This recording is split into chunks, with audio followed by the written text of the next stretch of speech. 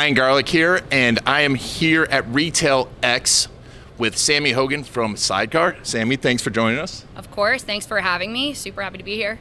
And we are going to talk a little bit about Sidecar, their company, and what's going on in e-commerce today. So Sammie, tell me a little bit about Sidecar. Yeah, so Sidecar is a software as a service company, so technology focused, oriented. We do have a team of people behind our tech, but we fully automate and optimize online paid advertising for online retailers. So that's why we're here today, strictly online retail. We are based in Center City, Philadelphia, about 200 people, and really happy to be here. Awesome. So how long has Sidecar been around? Sidecar has been around since 2013. And, you probably have some awesome stories and people you've helped out a lot, especially focusing on retail like that. Can you tell me a couple of them? Yeah, absolutely. One of my favorite things about Sidecar, before I get into a specific example, is that we do have clients of all different sizes. So large enterprise clients all the way down to your maybe smaller mom and pop shops that now sell things online. So we can manage all different sizes, size catalogs, etc. But one of my favorite examples is, I have two in mind actually. Vacomp, they're an international retailer, multi-brand, thousands and thousands of products. So we initially started out by managing their Google Shopping. Managing a fairly large budget for them, and helping them to work towards margin-based goals. So being able to do that at scale with the technology, working towards those different goals to get really granular within their product catalog, using that feed was really big for them. So our team and our technology were able to help them out there. They've been with us for about 5 years now, and we just rolled out actually a second case study to highlight some of the key features of our partnership thus far.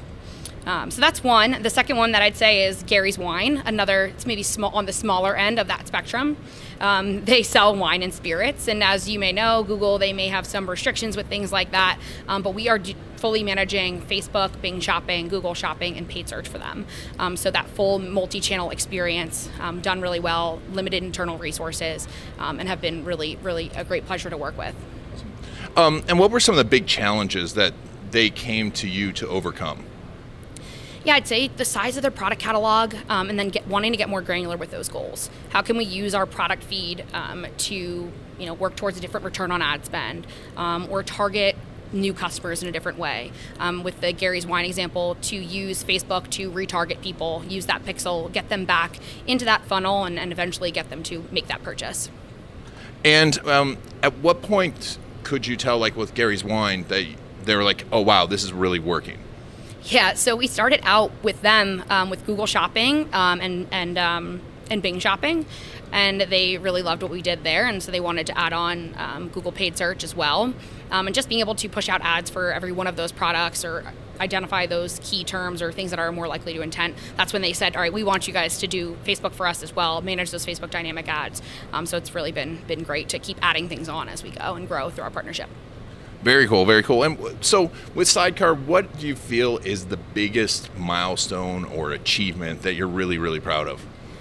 Yeah, so I'd say we started out with two killer products centered around Google Shopping and Bing Shopping and then Google paid search. So I guess technically 3 channels, but we are now fully headfirst rolling out an Amazon product to fully manage Amazon paid advertising. So that's been awesome for us to really differentiate and get into that side of things. Very cool. Awesome. So let's talk a little bit about e-commerce in general.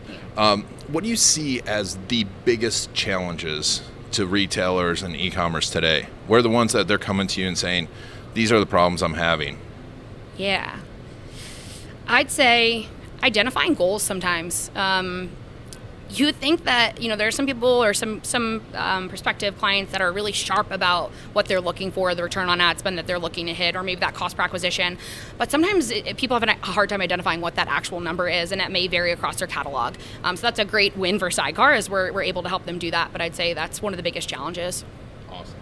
And with goals, is that one of the bigger mistakes you see them making, or what are some of the other big mistakes that you see them making that you can help, not only that you can help them overcome, but even guide them on? Yeah, I'd say also making moves too quickly, right? Wanting to try out some new type of automation or a new type of Google tool, for example. You want to let the data accrue. Again, start with that clear, concise goal so that you're working towards something consistent. So I'd say making quick decisions or turning on a tool or something like that before there's enough data there for you to make a concrete plan around or decisions around. And with everything that you're seeing, I mean, obviously you're helping a lot of companies and you have a lot of data around all this. What do you see, what direction do you see online retail going? Where do you see it going, and how is it going to really change? Yeah. I think more than ever, we're multi-channel, but to have every channel automated and to have each channel have their own unique goals, right? So whether it's using Facebook for, prospecting or for new client acquisition versus just getting that conversion, I think you need to have different goals for each of those channels and make sure that you're clear about what you want to get out of those. So I see that as where things are going, multi-channel, but having clear, concise goals for each of those channels. And when you talk about automation and multi-channel, how does a retailer prepare for that automation? So because I know they can go headlong into it and realize that they're automating the wrong things or doing the wrong things. How do they get ready for it? Yeah, I'd also say it starts with that good product feed, right? You want to have consistency in those item IDs, know how that feed can vary across each of those channels. So whether that's Amazon, Google Shopping, etc., know how you can keep things consistent with that feed and use it in different ways because you do want to be able to use that individual item data across all channels. Awesome. So if anyone wants to find Sidecar, how do they get started? Yeah.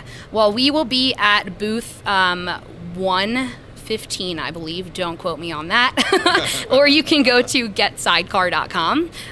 You can check us out there. Awesome. Well, thank you so much for being on.